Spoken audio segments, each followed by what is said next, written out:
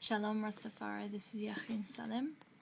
And I are uploading another reasoning to continue on with the sabbatical reasoning yesterday regarding the Basanai parsha,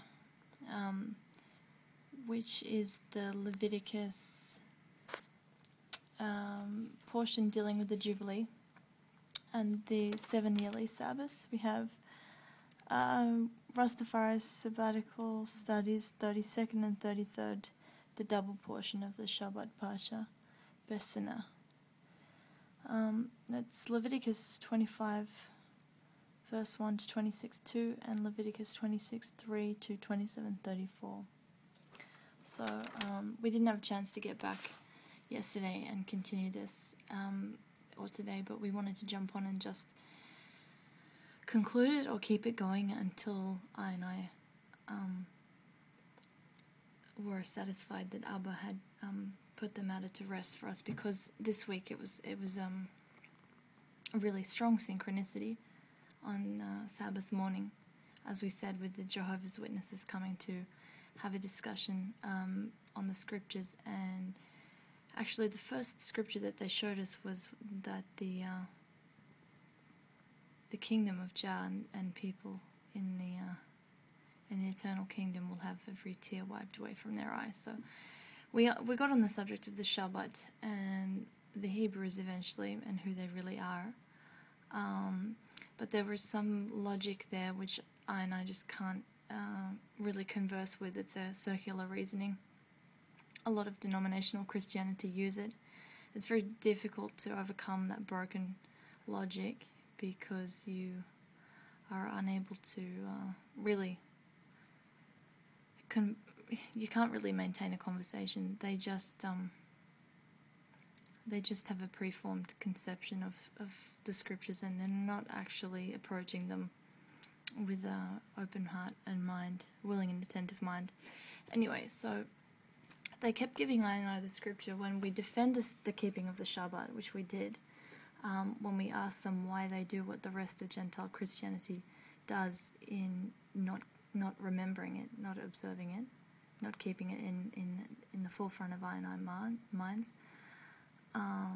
they say Christ nailed it to the cross. He nailed the law to the cross. So they kept quoting Colossians 2:14, which is this scripture here. If I and I brothers and sisters can read it, is blotting out the handwriting of ordinances that was against us, which was contrary to us, and took it out of the way, nailing it to his cross. And having spoiled principalities and powers, he made a show of them openly, triumphing over them in it. Right? He conquered with that cross. So let no man therefore judge you in meat, or in drink, or in respect of a holy day, or the new moon, or of the Sabbath days. Right? So this is the scripture that most people who do not recognize Yeshua's day, because he is Lord of the Sabbath, Son of Man is Lord of the Sabbath, so this is Yah's day. Okay, they'll quote this scripture and they'll say, look, no one can judge you in your meat or your drink or respect a holy day or new moon or Sabbath days. Okay, they're only a type of things to come. Alright, now I know we're not really we're not scholars, but in an attempt to try and record the Sabbath yesterday and the very powerful way in which Abba revealed that we must have this this point very sharp, because it's a very important point. It's basically this is the schism in the apostasy of the Roman bitch church, which I know it's a strong word to use, but basically Rome is a bitch. So I and I, wanting to be faithful and true, right, true witnesses to Yeshua, cannot practice the whoredom. The Shabbat is almost like the chiasma where Christianity just abandoned him and paid full obedience to that bitch beast power. So, like reasoning this, I checked up a few other reasonings. A lot of them Seventh-day Adventists, because that particular denomination observe the Sabbath, although they have fallen short in their quest to find the complete revelation of Yahushua HaMoshiach, the Rai, and take a lot of prophetic revelation completely literally, which is wrong. They don't understand the symbolism of it, but we come in here. This writer made a really good point, okay? Now, we're just going to talk about something here, which is, with Sabbaths and holy days nailed to the cross, okay? Now, the writer says, it should be noted in Colossians 2:16, let no man therefore judge you in, okay? It doesn't actually say that nobody should observe a Sabbath day, or that it's wrong to observe the days. It doesn't say you don't need to. It doesn't say they're done away with, okay? It actually just says, let no one judge you in these things, including your meat and your drink, your respect to holy days, your respect to the new moon, or respect to the Shabbat. Okay? In the Greek here, they've added days. You can see this is in brackets. That doesn't exist in the Greek. I'm going to pull it up just so I and I can see it, and anyone else who is not that versed in the scriptures yet. Blue Letter Bible is a really excellent program to be doing this in. But basically, if it's in brackets, it wasn't there originally. So you can see in the Greek, they break it down. They say respect of a holy day or new moon or Sabbath days doesn't exist. Okay? This is not talking about Sabbath days in terms of the 7-yearly sabbatical rest of the land of Israel. It's not talking about the 50-year Jubilee release as mentioned in Leviticus. Okay? Chapter 26. It's mentioning Sabbaton. So I'm going to open it up just so we make it really clear. Sabbaton. Sabbaton. The 7th day of each week, which was sacred festival on which the Israelites were required to abstain from all work. Okay? It's very clear. The Shabbat. The Sabbath. Now, this text is taken out of context by a lot of mainstream Christianity, but we'll go back to it because we wanted to emphasize this again. Yahushua, he blotted out the handwriting of ordinances, okay? Now, this handwriting of ordinances, and I believe, although we don't want to use that word, but it is an I and I understanding and understanding that the handwriting of ordinance is two things. It is the greater book of the law, which is not the 10 Commandments as given to Moses on Sinai.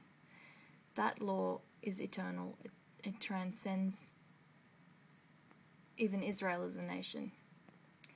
The 10 Commandments being the one word of the law, which is the perfect man. Basically, it is Adam. The second Adam. The law, it embodies the perfect person. So how else would Yahweh have told Cain that he was a murderer for killing his brother? Unless that law existed in creation. Unless the law of thou shalt not kill existed in creation. So the handwriting of ordinances is that greater law that Israel had to be brought under, that schoolmaster. So even the Jehovah's Witnesses that we're speaking with I and I here said that the law is just our teacher to bring us to Christ. I said, yeah, of course, the law is I and I schoolmaster. I said it's our schoolmaster, but, how are you going to recognize your principle unless your schoolmaster's pointed you in the right direction? So that's what those Shabbat, the yearly Sabbaton, the 7 years agricultural rest, and the 50-year Jubilee release, they point to the greater Shabbat of Jesus Christus, Yahushua HaMoshiach. The weekly Sabbath is the recognition of Jah as the Creator.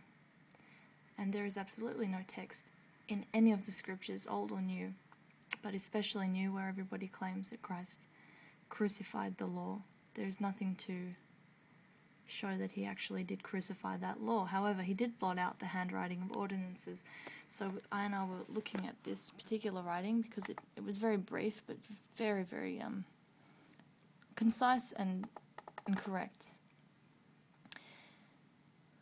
The festivals and the feasts were a shadow of things to come, right? Every festival and every feast was fulfilled in Yahushua. He is the Pasach, he is the Passover lamb, he's all of it. He is the at-one-ment for I and I. Now, we come here. Paul referred to the temporary system of ordinances in Colossians 2:14-16 as being against us and contrary to us. He tied it to the meat offerings and the drink offerings and the yearly festivals of the law. These were blotted out, okay? There's no point in sacrificing a Passover lamb after Yeshua because he's made that ritual redundant. He's consummated the entire ritual in himself, in his arch sacrifice, the arch Passover, the great Passover. So it's blotted out because it's just redundant, and our Creator is not redundant, and that's something that most people should remember, especially Rastafari. Jah is not redundant. He doesn't use things needless repetition, which is why our prayers should not be needlessly repetitious.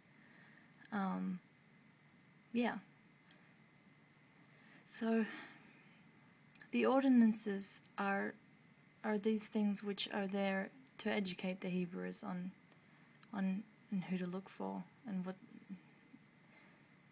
the actual person of the Moshiyah. Now, if you wanted to understand completely the extent of the burden that Pharisaical teaching had placed on the Israelites in regards to the Shabbat, we come up here to Wikipedia, which is activities prohibited on Shabbat. Now, this is according to the Eurocentric Ashkenazi or Sephardic interpretation, okay? So this is Judaism, this is not the Hebrew religion of Yahweh. I will make that distinction now. Judaism, Jewish law, halacha, especially the Talmud tractate Shabbat, identifies 39 categories of activity prohibited on Shabbat, okay? The Hebrew is lamed hetavot melachot. It clarifies many questions surrounding the application of biblical prohibitions, okay? There's a lot of disagreement with Orthodox and conservative Jews or non-Orthodox Jews, but it doesn't matter. The point is, in the Talmud, the codified oral law that nullified the laws of God because it respected the traditions of men over Yahweh's, Jah's decree, okay? It goes through the following that you can't do on the Sabbath, or the control of certain behaviors in regards to the following things: planting, plowing, reaping, gathering, threshing or extraction, winnowing, sorting, purification, grinding, sifting, kneading, amalgamation, cooking, baking, shearing, scouring, laundering. I mean, we can go on if I and I can read it. You can just go on Wikipedia. It gets boring. I'm not even close to the end of the list. Everything: tying, untying, sewing, tearing, trapping, slaughtering. I mean, there's a law for breathing, probably. Writing, erasing. Oh, that's an interesting one. Okay, let's have a look at that.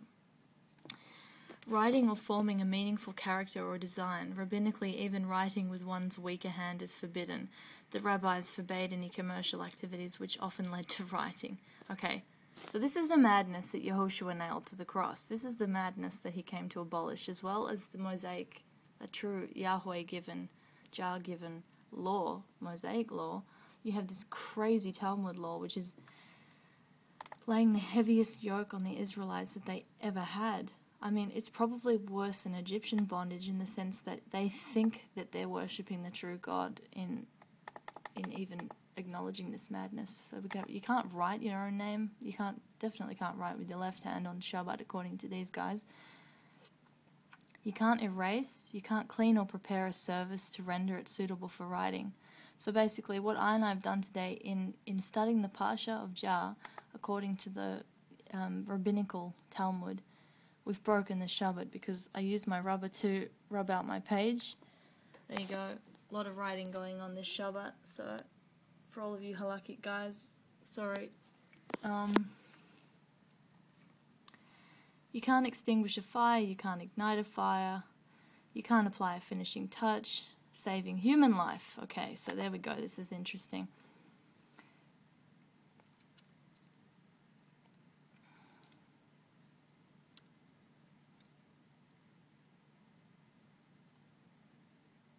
Right, so there's controversy over the Shabbat rules criticized, depending on their interpreted to mean Jews violating Shabbat to save Gentiles, or if it's just everybody.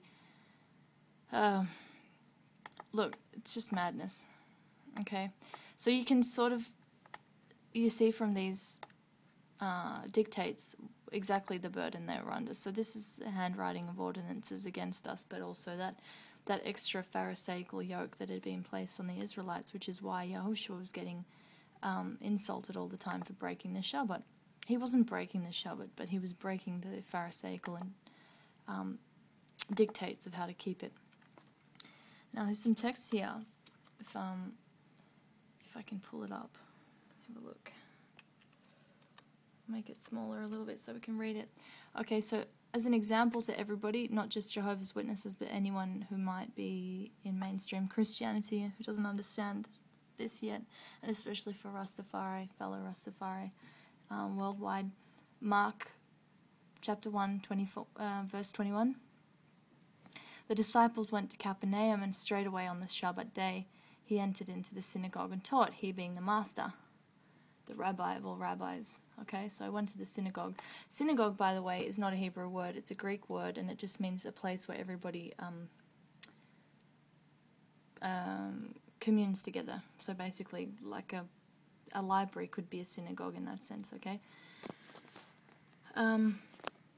The only place that Jah was said to reside was in the temple.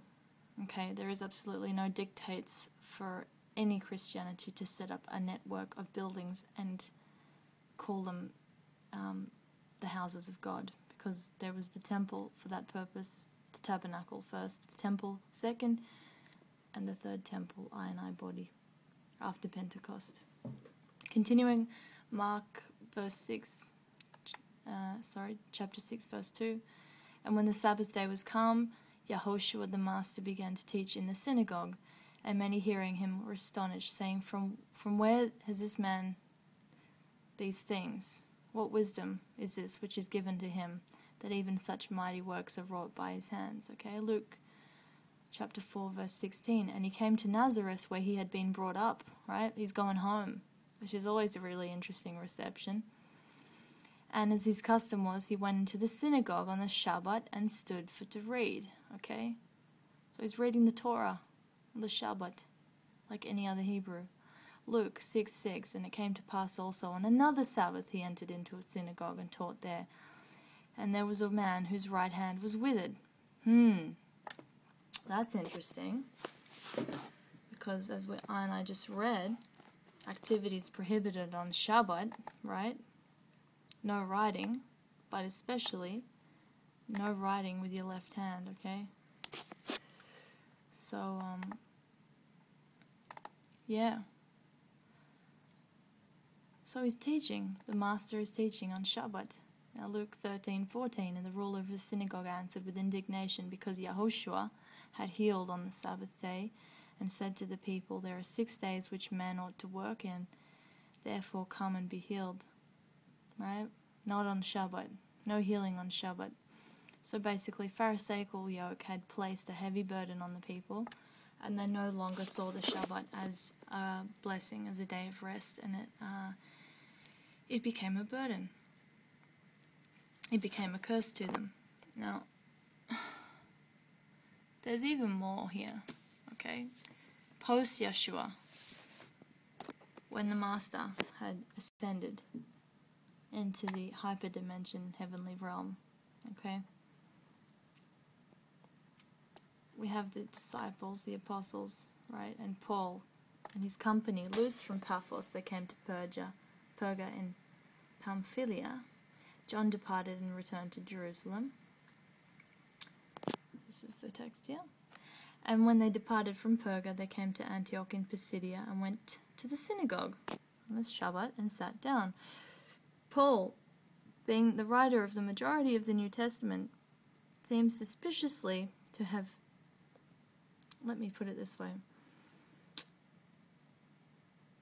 he's suspiciously monogamous to the Shabbat as a day of rest, okay, for any mainstream Christians who claim that it was changed. He read the law and the prophets, he read the Torah, okay, and the ruler of the synagogue, the rulers of the synagogue sent to them, saying, "You men and brethren, if you have any word of exhortation for the people, keep talking, say on," right? And Paul stood up and beckoned with his hand, "Men of Israel, and you that fear Jah, give audience," okay? So he talks to them about the Moshiyah in a synagogue on the Shabbat, in a meeting place of Hebrew Israelites on the Shabbat, okay? Now we go again. Acts of the Apostles, chapter 13, 42. When the Jews were gone out of the synagogue, the Gentiles besought these words might be preached to them the next Shabbat. They didn't say, "Come back tomorrow," because we're all keeping Sunday now because the Master's resurrected on Sunday.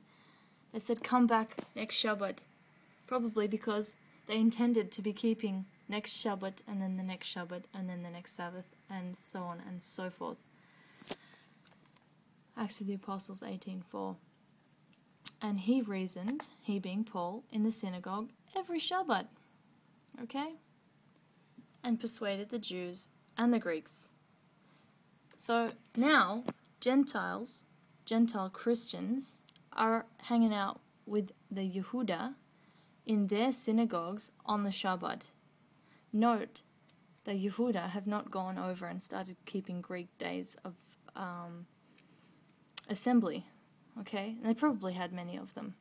It was the Greeks being absorbed into Hebrew culture, and that is a very, very important point to make. I remember Russ Yadon mentioned that, I'm paraphrasing here, we need a black majority in Rastafari, and I think a lot of ones get offended by that, especially fellow Gentiles like I here. But it's very important, because if you have ever really been in a situation where you're absorbing Shemitic culture, okay, it's too easy to fall on an old leg. It's too easy to fall back on what's familiar. And in a Hebrew majority, it gives I and I Gentiles, fellow Gentiles, the blessing of being absorbed, of being naturalized, and it can't happen in a Gentile majority. It just doesn't happen that way. In that sense, democracy really does take over. The majority does control everything. So, in that sense, Rastafari will probably always remain numbered as the majority of Hebrew, original, true, genetic Hebrew Israelites. And I think that's something that should be celebrated and promoted in the interest of repatriation, true repatriation, and naturalizing into Hebrew culture. Because I want to abandon Greek culture, Greco-Roman culture.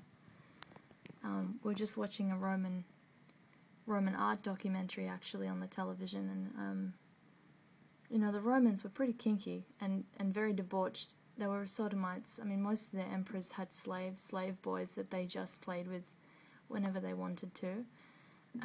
The Greeks were not really that different. So what we're seeing today should be no shock.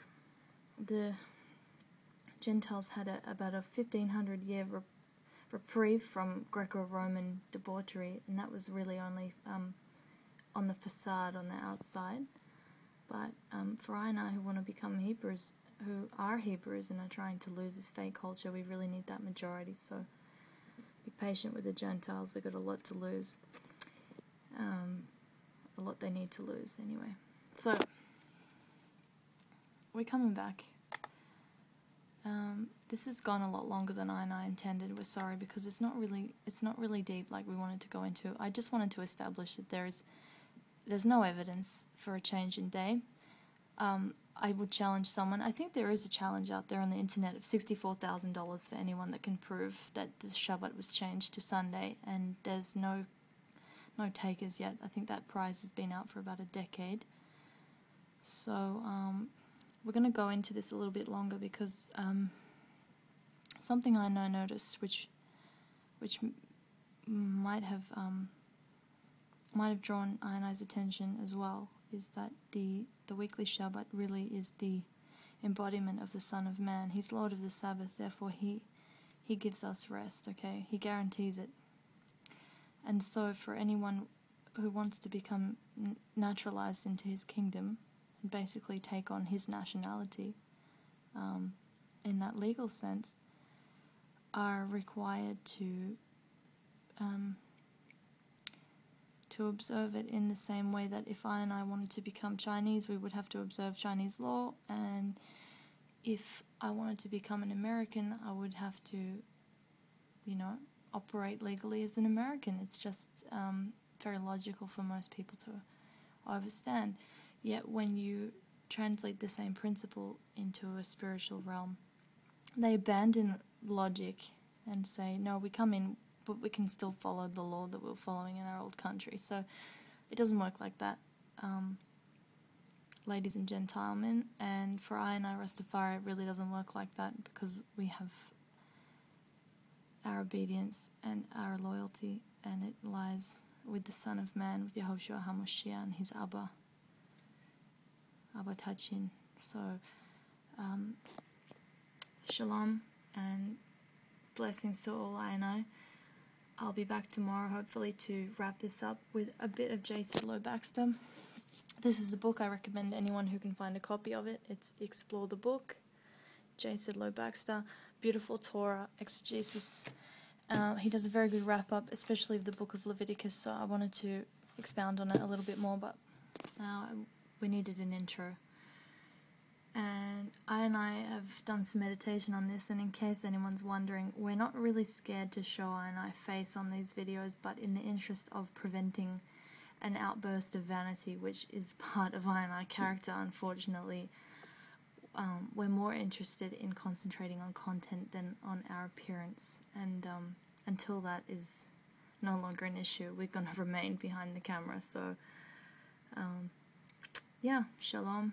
And we'll see I soon on the YouTubes.